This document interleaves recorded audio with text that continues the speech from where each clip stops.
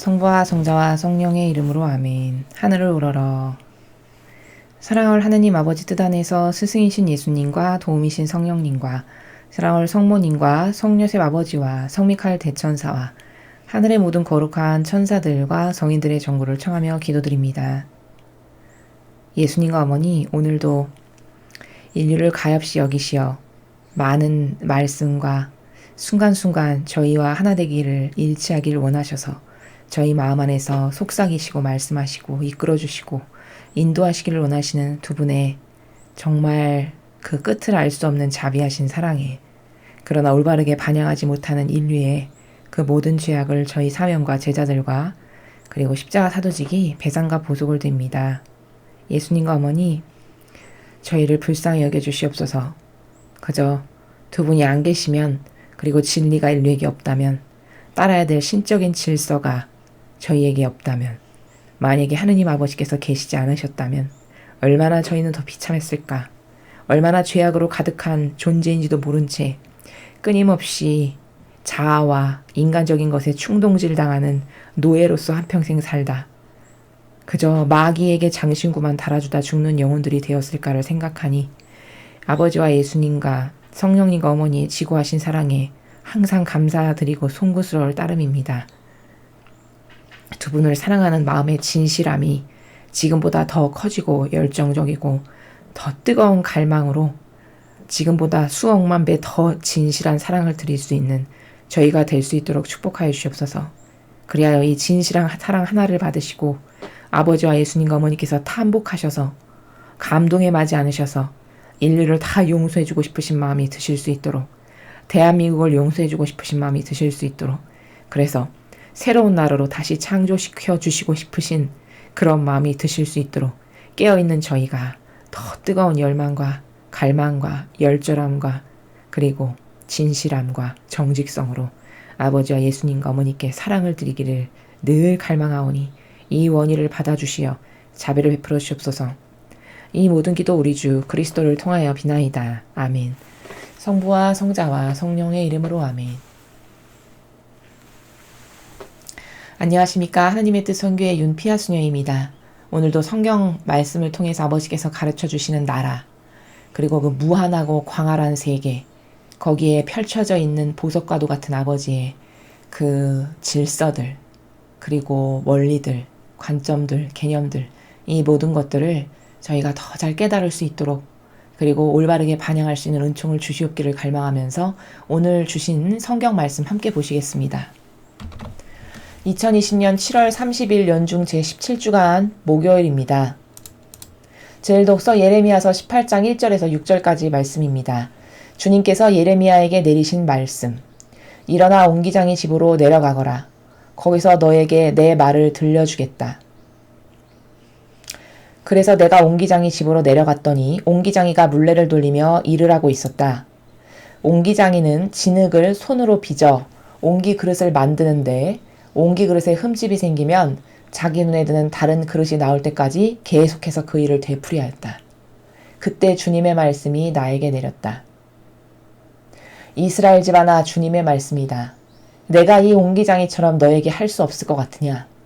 이스라엘 집안아, 옹기장이 손에 있는 진흙처럼 너희도 내 손에 있다. 주님의 말씀입니다. 하느님 감사합니다. 자, 오늘 예레미야서를 통해서 우리가 배워야 할 관점, 바로 이겁니다. 하느님께서는 이렇게 예표로 말씀하시고 그대로 이루신다. 라는 게 오늘 우리가 배워야 될 주제고 관점입니다. 자, 사람은 이렇게 뭐 옹기장이 손에 진흙으로 뭘 빚어서 뭘 만들건 말건 이게 그 후에 사실적으로 진짜 그대로 이루어질 일이라는 것에 대한 개념이 되게 희박하죠. 그리고 그런 세계가 있다라는 것에 대한 인식도 할 줄 모르고요. 근데 하느님 아버지께서는 예수님께서도 신약에 오셔서 많은 그 제자들을 통해서 말씀하시는 내용을 보면 항상 비유로, 선언적으로, 예표로 이렇게 말씀하시는 화법을 쓰십니다.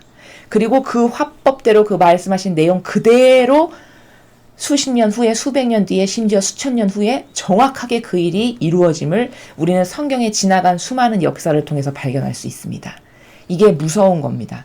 이게 이 정도로 정확한 거고 이 정도로 퍼펙트한 거고 이렇게 다스리신다라고 하는 다스림의 원리를 우리가 발견할 수 있는 것이죠. 자, 아버지는 이렇게 그것이 무엇이든지 먼저 선언적으로 말씀하십니다. 우린 그것을 예표라고 합니다. 선언적으로 마치 비유의 나라처럼 뭘 말씀하시거나 보여주시거나 던지시고 그 관점을, 그리고는 그게 아버지가 정확하게 정해놓으신 그때에 실제적이고 사실적으로 우리의 눈앞에 현실 세계에서 진짜 구현되고 이루어진다라는 이 무서운 사실. 그럼 왜 미리 말씀하실까? 깨달을 수 있는 자녀들은 미리 깨닫고 올바르게 갈망하라는 거죠. 이런 일이 반드시 후에 있을 것인데 그 사이에 너가 회개할 건 회개하고 뉘우칠 건 뉘우치고 새로워질 건 새로워지고, 그래서 이게 도래했을 때 지혜와 예지와 슬기로서 피해야 될 것은 피하고 올바르게 반향해서 축복을 받을 건 받고, 이런 스탠스를, 이런 자신의 반향을 똑바로 취하게 하기 위해서 항상 선언적으로 뭘 말씀하시고 보여주시고 그런 비유로 던지신다는 것이죠. 그러면 인류는 그 비유를 알아듣고 그 선언적 예표를 알아듣고 똑바로 반향을 하느냐? 거의 대다수 반향을 하지 못했어요. 이스라엘 백성의 역사를 보면. 항상 먼저 말씀하시지만 올바르게 반향하는 것은 거의 극소수이거나 없거나, 그래서 맨날 그 징벌을 받을 수밖에 없는 이런 환경에 처해 있고, 그런 영적 환경 가운데서 살아가는 게 우리 인간의 한계성이라는 것을 우리가 수많은 되풀이되는 구약과 신약의 하느님의 역사를 통해서 알 수 있다는 것이죠. 자, 그 다음에 오늘 이 옹기장이의 비유를 통해서 여러분이 다 이해하시듯이 옹기장이는 하느님 아버지시죠. 그 손바닥이 하느님 아버지의 손바닥이에요. 그리고 진흙이 바로 인류입니다. 우리를 말씀하시는 것이죠. 우리는 제 아무리 용서받자, 내 뜻으로 무엇을 내가 영화롭게 한평생 살 거라고 뭐를 추상하고 그리고 그것을 위해서 열심히 노력해봤자 하느님 손바닥 안에 있는 진흙이라는 것을 인식하지 못한다라는 거예요. 이게 인간의 한계입니다. 그러니까 이 관점으로 인류에 벌어지는 모든 일을 생각해보면 지금 우리가 닥치고 있는 이 악과의 치열한 영적 전쟁, 그리고 우리나라가 이렇게 비참한 지경에 이른 이 모든 일련의 사건들, 역사들, 미국도 그렇고 유럽도 그렇고 지금 처참하게 망가져가고 있는 이 모든 현실들이, 여러분, 인간이 아무리 그것을 바꾸려고 애를 쓴다 한들 그것이 완벽하게 되돌려질 수 있냐? 인간의 노력으로는 불가능하다는 것을 오늘 이 예레미야 예언서의 말씀을 똑바로 깨달았다면 확인하고 발견할 수 있어야 되겠죠. 이것은 순전히 하느님의 손바닥 안에 있는 진흙인 거예요. 그분이 어떻게 하시느냐에 따라 달라지는 것이지, 여기 인간이 뭐 어떤 것을 개입해서 이 운명을 바꿀 수 있는 것은 단 1%도 없다. 단지 인간은 뭐만 할 수 있는 것이냐? 이 손바닥 안에 있는 올려놓은 진흙이 우리라는 것을 똑바로 깨닫고 올바르게 인식하고, 아버지 잘못했습니다, 용서해 주세요. 아버지께서는 저희에게 이런 사랑을 주시려고 구약의 창세기 때부터 지금까지 한결같이 다가오셨는데 기회를 주셨고, 회개할 수 있는 기회를 주시고, 깨닫게 하시려고 매일 말씀을 주시고, 이런 것은 잘못되니까 회개해라, 이렇게 계속 기회를 주시지만 똑바로 반향하지 못할 때는 여지없이 이 그릇을 집어 패대기 쳐주셔서 다시 새로운 그릇으로 만드시는, 이게 하느님의 다스림이라는 거예요. 근데 여기에 올바르게 반향할 줄 모르는 어리석은 인간, 이 한계성, 이거를 바라봐야 한다는 거죠. 자, 여기 4절에 보면 이렇게 말씀하세요. 흠집이 생기면 자기 눈에 드는 다른 그릇이 나올 때까지 계속해서 반복하신대요. 그러니까 인류의 역사는 창세기 아담과 하와 때부터 지금에 이르기까지 뭐의 반복이냐?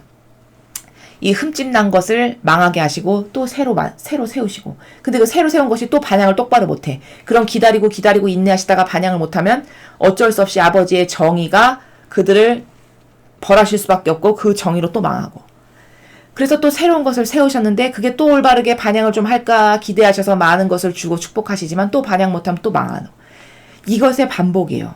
그래서 끊임없이 흠집 생기지 않는 완벽한 그릇이 나올 때까지 하나님은 정의로 심판하시고 또 새로운 것을 세우시고, 이것의 반복. 그러니까 제국을 보세요. 바빌론 제국이 있었는데 바빌론이 아버지 뜻에 올바른 반향을 못하고 그 인간의 뜻으로 결국 수명을 다하고 메데와 페르시아가 생기잖아요. 망하고. 그쵸? 메데와 페르시아 역시 그 우명을 다하고 아버지 뜻에 올바르게 반향하지 못했을 때는 그 주님의 정의가 그들을 망하게 하실 수밖에 없는, 그리고는 그리스가 다시 생기고, 이렇게 흥망성쇠의 역사가 항상 있죠.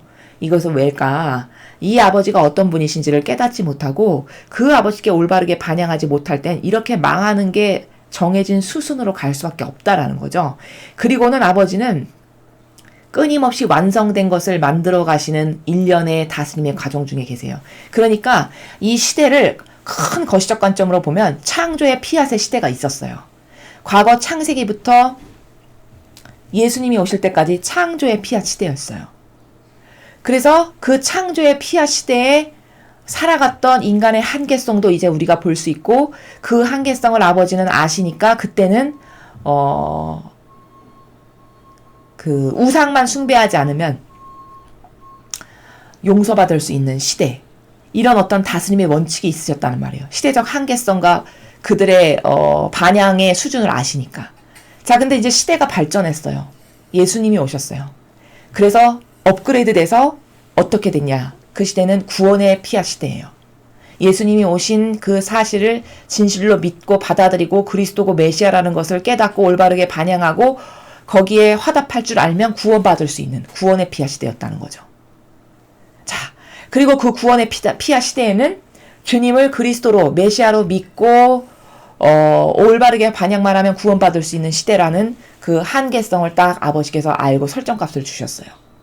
자, 이제 예수님이 다녀가신 지가 벌써 2000년이 지났습니다. 지금의 시대는 어떤 시대냐? 성화의 피앗 시대예요. 그럼 성화의 피앗이라는 단어가 함축하고 있듯이 지금은 성화, 거룩하게 될 수 있는 시대예요. 우리 인간이. 어떻게? 내 스스로가 거룩한 것이 있나요? 절대 없습니다, 인간은. 어떤 것도 자기가 가지고 있는 속성으로 거룩해질 수 있는 인간은 이 지구상에서 아무도 없어요. 어떻게 될 때만 거룩함이 가능하냐? 떨어져 나온 그 시대로, 그 세계로 다시 돌아가는 것만이 답이에요. 즉 아담과 하와가 죄를 짓지 않고 아버지 뜻 안에서 용해돼서 하나 돼서 살았던 바로 그 정신, 그 나라, 그 근원적인 나라로 영원히 회복돼서 돌아가지 않으면 답이 없는데, 그렇게 아버지의 뜻에 완전히 용해되고 하나 되기를 갈망해서 그렇게 회복되는 영혼들이 성화, 아버지와 하나 됐기 때문에 거룩해진 거예요. 그래서 하느님 아버지께서 창조해 놓으신 모든 것을 공유하면서 살아갈 수 있는 시대, 그게 지금이 우리가 살아가고 있는 성화의 시대예요. 위대한 시대죠. 감히 과거에 구약과 신약에 살아갔던 시대는 이런 시대가 올 거라고는 상상조차 해본 적 없고, 이런 시대의 은총을 받을 거라고는 기대조차 해본 적 없었던 엄청난 은총이 폭포처럼 쏟아지는 시대가 성화의 피앗 시대예요. 우리가 그 시대를 도래하고 있고 사실 접어들었고 맞아들이고 있습니다. 가고 있어요. 자, 지금 이런 시대에 살고 있는 거거든요. 그럼 이 시대를 살아가는 아버지가 맘만 먹으면 은총을 폭포처럼 쏟아주시는 이 시대에 난 어떻게 반영을 해야 될까? 이렇게 은총이 하늘에서 쏟아지는 시대에 그 은총을 못 받는다면 나만 바보죠. 반영을 똑바로 못했기 때문이에요. 바로 어떻게 반영해야 너희가 이런 은총을 받는다라는 것을 저희가 매일 강의해드리는 마라나타 메시지에서 아버지께서 매일 말씀하시는 거예요. 그래서 이런 시대라는 걸 깨닫고 자녀들아, 어떻게 반영하거라, 이렇게 달라지거라. 지금 세상은 이런 시대니까, 이런 정적 전쟁이니까 너가 기도를 많이 해야 되고, 이런 배상과 보석을 해야 되고, 너를 나한테 맡겨드리고 봉헌해야 되고, 네 의지는 죽여야 되고, 이런 방법을 끊임없이 가르치시죠. 왜일까? 성화의 피앗 시대에 주시고자 하시는 은총을 받아들일 수 있게 하시기 위해서예요. 그 목적성이. 자, 그럼 이 시대적 흐름을, 지금 제가 말씀드린 흐름을 쫙 보면 점점 완벽을 기해서 가고 있죠, 영혼들이. 그쵸? 구약 시대는, 즉 창조의 피앗 시대보다는 구원의 피앗 시대 영혼이 더 성숙해졌고 더 완성의 단계에 있는 거고, 그 구원의 피앗 시대보다는 지금 성화의 피앗 시대가 거의 예수님과 어머니와 완전히 용해되면 신이 될 수 있는, 그 신이 된다라는 것은 오해하시면 안 되는 게, 내가 잘나서 내 인성을 써서 신이 될 수 있는 게 아니고, 나를 죽임으로써 신이 될 수 있는, 내 자아와 인간적인 것을 죽여버리고 꺾고 없애서 내 안에서 예수님과 어머니께서 거리낌 없이 거침없이 살아가실 수 있는 그런 인프라를 구현해드리면 그게 곧 신이 되는 시대지 뭡니까? 그러니까 이 마지막 시대에는 엄청난 상상도 못할 은총과 정신세계가 뚫려있고 열려있는 시대예요. 갈망만 하고 원하기만 하고 똑바로 반영만 하면 누구든지 다 받을 수 있는, 지금 우리가 그런 시대를 살아가고 있거든요. 그러니까 아버지의 다스림의 원칙을 보세요. 점점 흠집이 생기면 버리고, 흠집이 생기면 버리고, 완벽을 기해서 다스리고 계시는 아버지의 원리에 완전히 부합하죠. 그게 4절에서 말씀하시는 나라예요. 그런 다스림의 역사성 가운데 지금 인류가 거듭거듭 성숙하고 발전되어 가고 있는 겁니다. 근데 왜 이렇게 형편없고 반향이 이렇고 왜 이렇게 악이 들쓰고 과거의 사람들보다 지력이 더 왜 이렇게 떨어져요? 이거는 반드시 완성은 그렇게 될 텐데 될 것인데 과도기적인 게 항상 있죠. 어느 시대나. 과도기적인 영적 싸움이 어느 시대나 있었단 말이죠. 이스라엘 백성을 보세요. 과도기적인 영적 싸움이 있었는데 거기서 승리하지 못하고 결국 패배했어요. 그래서 유럽에 거의 1800년, 2000년 동안 남의 나라에 떠돌아다니면서 난민처럼 살 수밖에 없는 것을 하느님이 그렇게 하신 건가요? 아니죠. 자신들이 엄청난 은총을 아버지께서 그 나라를 선택하셔서 쏟아붓길 원하셨는데 반향이 너무 형편없으니까 스스로 멸망을 선택한 거예요. 정확히 말하면. 그래서 그렇게 될 수밖에 없었죠. 패망으로밖에는. 근데 여러분 계시록에 보면 나중에는 나를 찌른 자도 보게 될 것이다 이렇게 말씀하셨어요. 그러니까 그 이스라엘도 지금 우리가 한계적인 눈으로 봤을 때는 저 백성은 망했어. 하나님께 올바르게 반향하지 못해서 결국 나라 없이 떠돌다가 근근히 불과 몇십 년 전에 겨우 나라를 하나 세웠잖아요. 근데 그렇게 사람 눈에 패배해 보이는 이스라엘조차도 나중에는 하나님을 증거할 거라는 것이 요한계시록에 써 있다는 것이죠. 그러니까 완성의 타이밍에는 완성의 그 시대가 점점 다가올 것인데 퍼펙트하게 완성된 성화의 피해 시대에는 그 이스라엘조차도 예수님을 인정할 수밖에 없는 이런 반향을 할 거라는 거예요. 아직 ing 과정 중에 있는 것이죠. 자, 이래서 하느님의 다스림은 완성을 위한 다스림이다. 점점 더 많이 완성하고 완벽하고 더 성숙한 영혼들로 이끌어 가시는 아버지의 다스림의 그 원리 가운데 인류의 역사가 쫙 펼쳐져 있음을 큰 거시적 관점, 즉 영부터 아담과 하와를 창조하신 그 영의 순간부터 지금 예수님이 오신 지가 2000년이 지났으니까 6000년기가 지났네요. 그 6000년의 하나님의 역사의 흐름을 보면 이렇게 완성형으로 가고 있다라는 것을 발견할 수 있고, 그게 바로 4절에서 흠집 생기면 버려버리고 눈에 드는 그릇이 나올 때까지 계속해서 버리고 새로 만들고 버리고 새로 만드는 것을 되풀이하신다는 아버지 역사가 지금 정확히 맞다라는 것을 제가 입증시켜 드리는 것입니다. 그래서 이것은 되게 막연하잖아요. 그래, 옹기장이가 진흙에 이렇게 온갖 다양한 완벽한 그릇을 만드는 거. 그래, 그렇지. 그런 일이 있을 수 있지. 인간은 이것을 별도의 개념으로 생각하고 하느님의 역사는, 하느님의 다스림은 이런 옹기장이가 나쁜 그릇 나오면 깨버리고 또 만들고 깨버리고 또 만들고의 다스림으로 하느님이 인류를 다스리신다는 것은 결부시켜서 생각할 수가 없어요. 왜? 단편적이고 이론적이고 하나밖에 모르는 사고방식으로 살아서. 그치만 하느님께서 이런 옹기장이의 비유, 예수님을 통해서 주시는 달란트의 비유, 밀과 가라지의 비유, 이런 것들은 그냥 막연히 마치 이소부화 읽듯이 그래, 좋은 말이네, 그렇지, 맞지, 이렇게 하고 치부하면은 여러분은 그 성경을 올바르게 이해를 못 하신 거라는 거예요. 그래서 그냥 한번 듣고 좋은 말이네, 교훈적이네, 마치 이소부화의 어떤 교훈을 하나 듣고 그래, 착하게 살아야지, 끝. 이러면 여러분 영혼에 아무 영향력도 못 미친 거고, 여러분은 그걸 듣고 나서 달라질 일도 없고 자신을 개조시킬 수도 없고 어떤 열정이 끌어올라서 다시 살아야 되겠다, 이건 버려야 돼, 잘못된 건 버려야지, 어떤 이런 새로워지기 위한 열정이나 갈망이나 뭔가 뜨거운 것이 올라오지 않는다면 그건 성경을 올바르게 이해한 게 아니라는 거죠. 오늘 이 말씀도 이렇게 좋은 예표를 주셨고, 이렇게 될 거니까 난 어떻게 반영해야 되지? 지금 이 성화의 시대래. 이렇게 은총이 쏟아지는 시대구나. 그럼 내가 그 은총을 받으려면 어떻게 반영해야 될까? 과거에 더럽고 역겨운 나의 인성은 완전히 버려야 되는구나. 내 인간적 기준, 이거 버리지 않으면 아버지께서 나에게 오실 수 없구나. 나는 용해될 수 없구나. 그럼 나는 실패한 영혼이야. 그걸 내가 원하는가? 원하진 않지. 나는 영혼이 그럼 내가 타락해서 마귀에게 동조하다가 지옥 가는 걸 원하는가? 내가 그걸 원하진 않지. 어떤 이런 객관화, 그리고 나에 대한 반추, 이런 성경에 나오는 진실을 통해서 내가 어떻게 달라질 거야 되겠다라는 어떤 다짐, 새로운 열정, 갈망, 이런 게 끌어오르고 그런 것에 의해서 나를 바꿔야 되겠다라는 그런 것이 없는 것은 사실 읽었으되 아무런 영향력을 못 미치는 내 영혼에. 읽었지만 그냥 좋은 소설 하나 읽은 감동? 이것밖에 없는.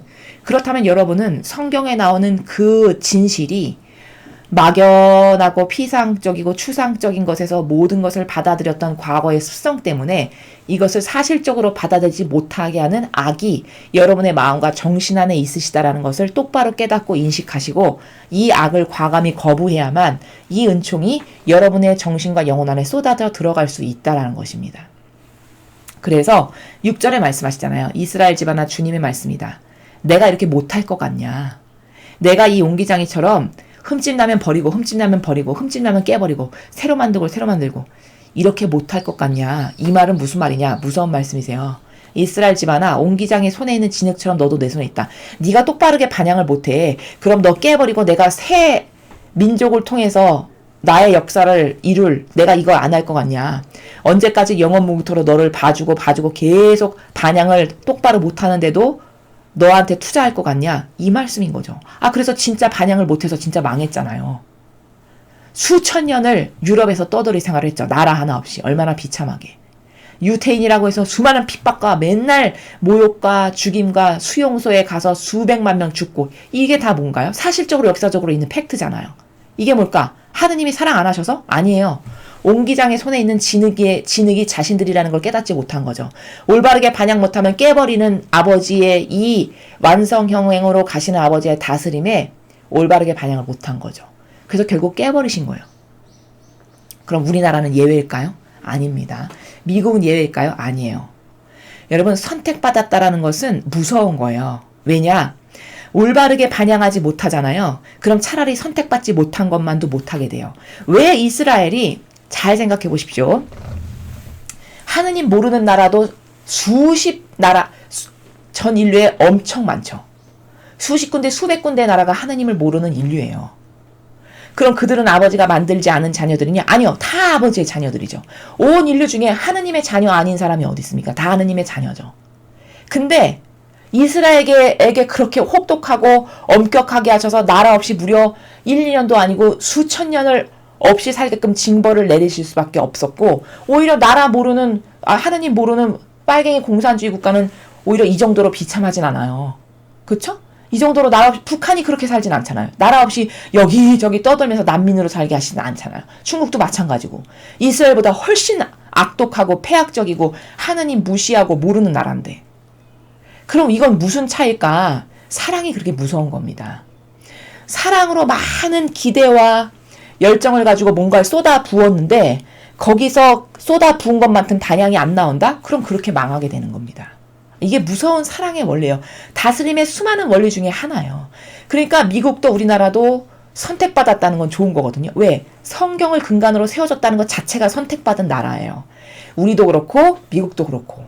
근데 받은 것은 좋은 것이겠으나 사랑을 다른 나라와 다르게 특별히 받은 것은 참으로 좋은 것이겠으나 그것에 올바르게 반영을 못한다. 그럼 패대기 쳐지는 운명이 기다리고 있는 겁니다. 우리나라도 미국도. 이래서 무서운 거예요. 이래서 이 나라가 똑바로 깨어나지 않으면 진짜 비참해질 수밖에 없는 기로에 지금 서 있는 게 뭐냐. 제가 왜 여러분에게 매일 깨어있는 우리만이라도 배상보속해야 되고 갈망해야 되고 잘못했습니다. 용서해야 되고 기도해야 되고 왜 회개해야 되냐.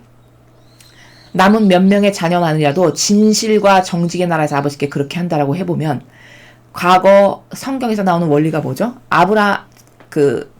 뭐라고 했어요? 아브라함이 저렇게 죄악으로 가득 찼는데 내가 쓸어버려야 되겠다.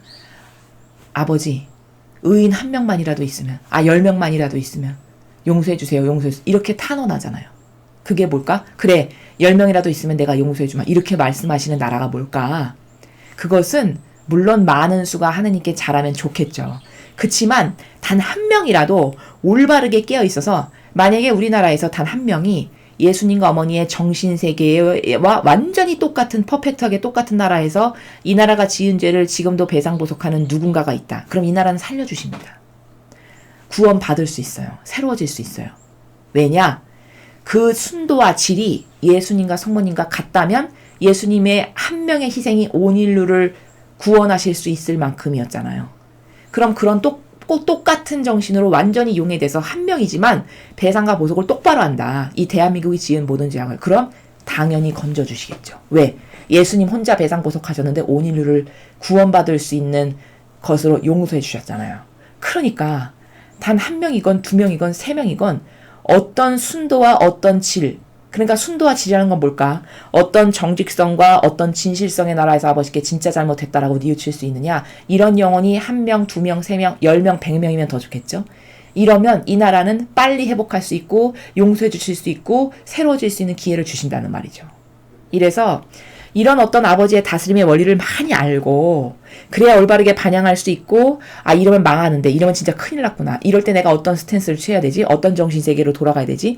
이런 걸 알고 우리만이라도 이 강의를 들으시는 여러분만이라도 또 마라타 메시지를 통해서 나의 소수의 자녀들아라고 지칭하시는 얼마 남지 않은 소수의 자녀들만이라도 회개와 배상과 보석을 똑바로 한다면 하나님이 기회를 다시 주신다는 게 성경의 다스림의 원리라는 겁니다. 그래서 제가 여러분이 진짜 나라를 사랑하시면 진짜 나라가 망하는 걸 원치 않으시면 우리만이라도 똑바로 배상과 보석을 해야 된다라고 그렇게 누누이 말씀을 드리는 거예요. 그거 너무 힘들어서 여러분 묵주 알 10개의 알을 진실된 나라에서 나라가 망하지 않기를 갈망해서 울면서 바쳤다고 해보시죠. 이게 값어치 있을까요? 은총이가 들어가신 말이야. 염경기도로 하는 게 값어치 있을까요? 당연히 진실의 나라에서 묵주 알 10알 돌리면서 기도한 것을 성모님은 훨씬 크게 받으십니다. 진실은 이렇게 중요한 거예요. 진정성이라는 것은 이렇게 중요한 겁니다. 그래서 진실한 나라에서 정말 나라가 망하는 것을 원치 않고 내 나라를 정말 사랑하시는 여러분만이 이 나라의 희망이세요. 이 강의를 들으시고 내 나라가 망하는 걸 진짜 원치 않으시면 열심히 회개하시고 배상과 보석하시고 이 나라가 지은 죄를 제가 대신 배상 보석하니 살려주세요. 이 갈급한 마음으로 기도하시고 회개하고 뉘우치는 것을 많이 하시면 이 나라를 진짜 하나님이 살려주신다는 거, 용서해 주신다는 거. 이것에 대한 믿음은 제 얘기가 아니라 성경에 나오는 다양한 많은 원리와 근거를 들어서 제가 여러분에게 입증을 시켜드리는 것입니다. 그래서 오늘 일독서의 이 예레미야서는 예표의 나라인데 그 예표는 진짜 사실이고 팩트고 그것을 어떤 마음에서 어떤 정신으로 받아들이냐에 따라서 누구에게는 또 오늘도 이게 막연한 피상일 거고 누군가에게는 진실의 순도가 몇 %냐에 따라서 이게 진짜 마음에 와닿을 거고 그렇구나. 나는 이 마지막 시대에 어떻게 살아야 되지? 어떤 반영해야 되지? 깔린 게 널려있는 게 은총이라고 하시는 마음만 먹으면 갈망만 하면 누구에게나 다 주고 싶어서 안 달라신 하느님 아버지께 이런 하느님 아버지께 나는 어떤 진실성의 나라에서 어떤 정직성의 나라에서 은총을 갈구하고 갈망하고 청원드리고 열정적으로 아버지께 말씀드려야 될까? 얼마나 내가 잘못된 것을 깨닫고 회개하고 뉘우쳐야 될까? 이런 마음과 객관성의 나라에서 스스로를 반성해보시고 반추해보시고 뉘우치시고 그 은총을 갈망하시는 그런 여러분들이 되셨으면 좋겠습니다. 자, 오늘 주신 복음 말씀 함께 보시겠습니다. 마태복음 13장 47절에서 53절까지의 말씀입니다. 주님 영광 받으소서.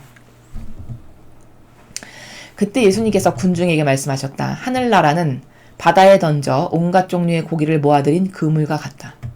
그물이 가득 찾아 사람들이 그것을 물가로 끌어올려 놓고 앉아서 좋은 것들은 그릇에 담고 나쁜 것들은 밖으로 던져버렸다. 세상 종말에도 그렇게 될 것이다. 천사들이 나가 의인들 가운데서 악한 자들을 가려내어 불구덩이에 던져버릴 것이다. 그럼 그들은 거기서 울며 이를 갈 것이다. 너희는 이것들을 다 깨달았느냐? 제자들이 예 하고 대답하자 예수님께서 그들에게 이르셨다. 그러므로 하늘나라의 제자가 된 모든 율법학자는 자기 곳간에서 새 것도 꺼내고 옛 것도 꺼내는 집주인과 같다. 예수님께서는 이 비유들을 다 말씀하시고 나서 그곳을 떠나셨다. 주님의 말씀입니다. 그리스도님 찬미합니다. 자, 참 공교롭게도 오늘 일독서와 복음을 똑같은 관점으로 제가 여러분에게 말씀드릴 수 있게 됐습니다. 자, 똑같이 뭐죠? 비유의 나라죠. 비유는 뭐다? 사실적 예표다. 이것은 한 귀로 듣고 한 귀로 흘려버리는 이소부화와 같은 나라가 아니다. 이것은 진짜 닥칠 일이고 임박해서 우리에게 반드시 사실적으로 올 나라인데 항상 막연하게 생각하는 것은 뭐냐? 내 사고방식과 인식체계가 병들어서 늘 진리 가운데 살지 않고 일평생을 내가 믿고 따라오고 뭔가 나에게 이득이 된다라고 해서 선택했던 모든 그 순간순간들의 나의 사고방식은 늘 근시안적인 거. 당장 나한테 이익이 되는 거. 혹은 막연하고 피상적인 것. 이런 두 가지의 나라에서 뭘 선택하거나 분별하거나 좋아하거나 이렇게 살았기 때문에 아예 인식체계 사고방식 자체가 고정화가 된 것이 막연과 피상과 근시안적인 게 아예 고정화된 거죠. 그러니까 어떤 말씀을 딱 들으면 마음에 팍팍 꽂히거나 여기 정신에 팍팍 뇌리에 꽂혀가지고 그게 비수처럼 양심을 찌르거나 혹은 비수처럼 다가와서 칼날처럼 예리하게 내 심장을 도려내는 아픔으로 느껴지거나, 혹은 이거 진짜 중요하네, 잊어버리지 말아야지, 어떤 이런 임팩트가 떨어지는 건 왜일까? 이것은 그 정도로 나의 사고방식이 병들었구나라고 인식하면 딱 맞다는 거죠. 자, 오늘 이 말씀도 비유로 말씀하셨다 이렇게 하셨어요. 후미에 보면. 그럼 뭘까? 예표다 이 말씀이에요. 즉 비유로 말씀하셨다라는 것은 예표요, 사실적으로 죽고 나서 심판대 앞에 다가갔을 때 우리한테 실제적으로 닥칠 일이라는 거예요. 그럼 어떤 사람은 이렇게도 이야기해요. 신을 믿지 않는 무신론자는 어떻게 이야기하냐? 뭐 죽고 났는데 그까짓 게 뭐가 중요해? 살았을 때가 중요하지. 먹고 마시고 즐기고 생명이 붙었을 때 열심히 나에게 좋은 것이 죽고 나서 그게 뭐가 중요해? 이렇게 이야기하는 사람도 분명히 있을 것이죠. 그럼 그 사람은 어떤 오해와 착각이 있어서냐? 죽고 나서의 세상은 인정하지 않아서죠. 그쵸? 죽은 다음에 그 내세에 대해서는 인정하지 않아서요. 근데 여러분, 인간이 얼마나 모순적인지 아십니까? 무신론자도 제사는 드립니다. 그럼 신은 인정하지 않는데 조상의 제사는 왜 드릴까? 그것은 이중적 사고방식을 한꺼번에 갖고 있다는 것을 깨닫지를 못하는 거예요. 신 없어. 그까짓 게 무슨 신이 이 세상에 살았을 때가 중요한 거지. 먹고 마시고 즐길 수 있고 내가 이렇게 생명이 붙었을 때가 중요한 거지. 죽고 나면 무슨 소용이야. 다 끝났는데. 이렇게 무신론자면서 조상의 제사는 지낸단 말이죠. 그럼 이건 뭘까? 내가 믿고 따르는 게 조상이 좋아져서 내가 그 축복을 받아서 나도 좋아지기를 바라는 마음이 누구에게나 있죠. 그러니까 조상의 제사를 지내는 거잖아요. 조상님이 잘 돼야 후손이 잘 된대. 이건 뭘까? 그럼 그 내세의 세계가 있다라는 거잖아요. 그럼 그거는 믿어서 제사는 지내면서 신은 안 믿어. 안 계시대. 이건 뭘까? 심각한 오해의 나라와 망상의 나라 안에 갇힌 거죠. 영혼이. 두 가지를 함께 공존하고 있지만 자기가 두 가지를 공존하는 사고방식으로 산다는 것조차도 바라볼 수 없는, 이 정도로 앞뒤가 막힌 거예요. 영혼이. 그러니까 너무나도 신기한 게 뭐냐면, 하느님 안 믿고 무교, 종교 없는 분도 저를 만나면 뭐라고 말씀하시냐? 기도해 주세요. 이렇게 말씀하세요. 자기 딸이 어디가 아픈데 기도해 주세요, 수녀님. 저희 부모님이 어디가 어떠신데 기도해 주세요. 이렇게 말씀하세요. 무교인데도. 그럼 이건 뭘까? 본능 자체가 하느님을 모상으로 만들어졌다라고 창세기에 나오죠. 그럼 뭘까? 신을 갈망하고 근원이 무엇인지 궁금하고 그 하느님과 무관하지 않은 것이 이미 새겨진 상태로 창조된 거예요. 원래 그 속성이, 인간이란 존재가. 그러니까 그런 것을 자기도 모르게 기도받으면 좋고, 영혼이 좋아진다면 좋고, 내 자식이 잘 되는 기도를 해준다면 좋고, 이런 거거든요. 그건 뭘까? 그 근원 자체가, 자신은 모르겠지만 우리 인간이라고 하는 영혼의 원단 자체가 하느님을 모상으로 만들어졌기 때문에 근원을 추구하기 마련이고, 뭔가 본질을 깨닫지는 못하지만 갈망하는 게 속성적이고 내재적으로 있다라는 얘기죠. 그치만 오해와 부장육 때문에 신을 거부하는 이런 상태에 있는 겁니다. 자, 그래서 이렇게 내세는 실제적으로 있고 존재하는 건데, 그때에 너가 지옥 갈지 천당 갈지 그물에 수많은 온갖 것 다양한 게 다 건져져서 심판대 앞에 안 가는 사람은 없잖아요. 모든 사람은 다 죽을 거고, 그럼 심판대 앞에 뭐 온갖 좋은 거 나쁜 거 뭐 썩은 거 다 간다라는 얘기죠. 근데 거기서 반드시 걸러진다라는 거예요. 뭘로? 주님의 진리로, 아버지의 공정하신 정의로, 그분의 하느님의 뜻으로, 그쵸? 신적 질서로, 거룩한 사랑으로 다 걸러내신다는 거죠. 그럼 나쁜 것은 다 지옥불에 그때 던져질 거고, 좋은 것은 천상의 나라에 가는, 이게 사실적으로 올 거라는 겁니다. 그런데 항상 막연해. 왜? 먹을 거 있고 지금 누리는 거 당장 있고 아쉬운 것 없고 집 있고 잘 곳 있고 괜찮아, 살만해.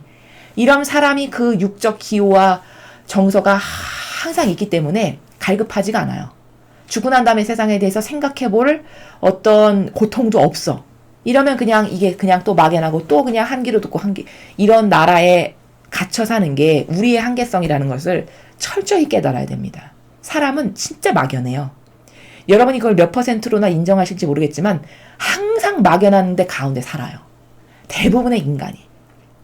뭔가 구체성이 있어서 내 인생을 사는데도 어떤 프로세스적으로 막 설계를 해서 1년 계획, 연중 계획, 월별 계획, 일주일 계획, 이런 어떤 계획을 세워서 살아가는 사람 거의 없습니다.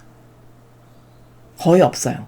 그 계획도 인간적 계획 말고 이런 신적 질서 가운데서 가만히 있어봐. 내가 일주일 동안 하느님을 몇 번 인식했지? 몇 번 의식했지? 예수님과 어머니를 몇 번 찾았지? 몇 번 갈망했지? 이것을 의식하고 사는 사람 거의 없어요. 그럼 이건 막연한 가운데 그냥 오늘 내일 오늘 내일 어제도 똑같고 오늘도 똑같고 내일도 똑같은 다람쥐 쳇바퀴 도는 이 매너리즘 있죠. 매너리즘. 이 가운데 그냥 막연히 세어라 내어라 시간은 흘러가는 이 가운데 사는 거예요.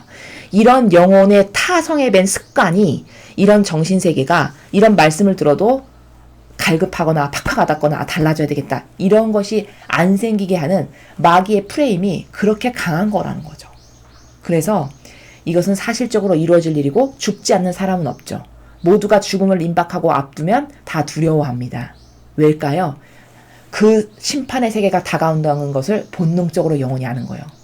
여러분, 그 중환자실에 봉사활동을 하다 보면 거기 신자건 아니건 상관없이 오늘 내일 하는 그 생명의 앞에 기도 싫어하는 분 단 한 분도 없어요. 죽음 두려워하지 않는 사람 단 한 명도 없습니다. 다 어떡하지? 언제 죽을까? 이제 끝이 보이는데 지난날 내가 잘한 일 하나도 없는데 회개하고 싶고 뉘우치고 싶고 좋은 데 가고 싶고 두렵고 이거 다 가져요. 본능적으로. 이게 뭘까? 그렇게 내세에 대한 것을 인식하는 것이 이제 잠재적으로 영혼에 있다는 거예요. 그럼 죽음을 임박해서 그렇게 발견하는 건 너무 늦었죠. 너무 시간이 아깝잖아요. 그럼 제가 말씀드린 건 뭘까? 미리미리 이렇게 목숨이 붙어있고 생각해 볼 겨를이 많이 있고 뭔가 하느님께 잘해드릴 여력이 있고 생명이 붙어있을 때 이 소중한 시간을 과연 나는 뭐를 위해서 투자하고 낭비하고 쓰고 있는가 이걸 생각해 봐야 된다는 거죠. 숨이 넘어가기 직전에 가서 생각하는 것도 물론 아무것도 안 하는 것보단 낫겠지만 그렇게 늦게 임박해서 하는 것보다 한 살이라도 어리고 젊고 시간이 많을 때 오늘 나는 예수님께 뭘 드렸나? 오늘 나는 성모님과 인치해서 몇 시간을 살았지?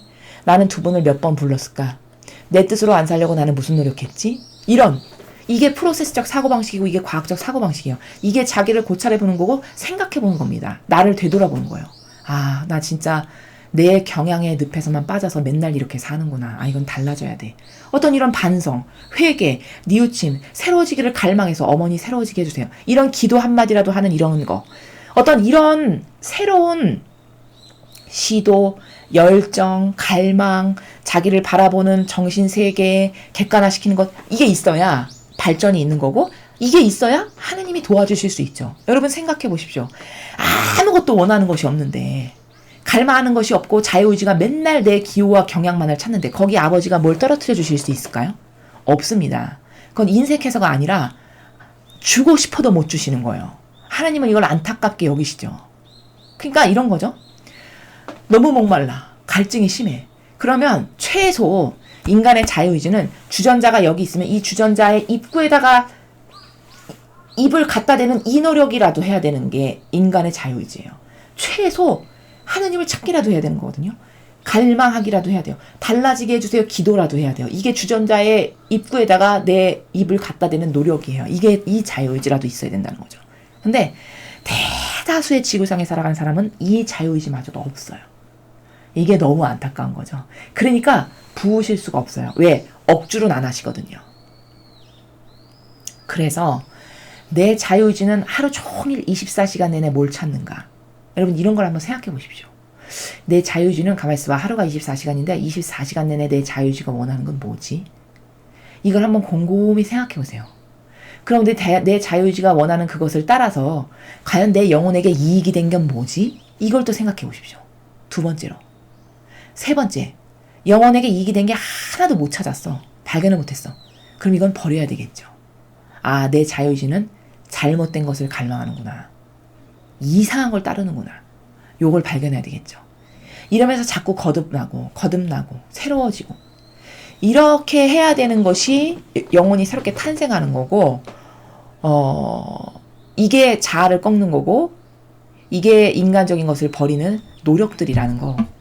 그렇게 해야만 죽음을 임박해서 이런 비참한 상황에 처하는 그래서 나쁜 것은 집어던져져서 불구덩이에 던져져서 울며 이를 가는 이게 내가 되지 않으려면 나는 무슨 노력을 해야 될까? 나는 어떻게 반영하고 살아야 될까? 이것을 끊임없이 생각해야 된다는 거죠. 그리고 50절에 참 많은 것이 담겨 있어요. 불구덩이에 던졌는데 이를 간대요. 그럼 이 행간의 나라가 뭐죠, 여러분? 나는 지옥 갈 거라고는 안 생각했다라는 거죠. 평소에. 설마 내가 지옥까지 가겠어? 이렇게 생각했다라는 거예요. 근데 그 당사자들이 지옥에 간다는 거죠. 왜? 이를 간다는 것 자체가 뭘까요? 내가 왜 여기 와야 되지? 분해. 여기 올 거라고는 미처 생각 못했는데 여기 왔네? 이를 간다. 순종하는 마음이면 이를 안 갈겠죠. 그렇죠? 순종하는 마음이 없고 분해, 억울해. 이럴 수가. 내가 여기까지 올 건 몰랐는데 이러니까 이를 가는 거잖아요. 그렇죠? 그럼 이 내포적인 게 굉장히 많은 게 담겨 있어요. 뭘까? 불구덩이에 던져진 사람이 인간적 눈으로 봤을 때 하나도 지옥 갈 것처럼 보이지 않은 사람들이라는 거예요.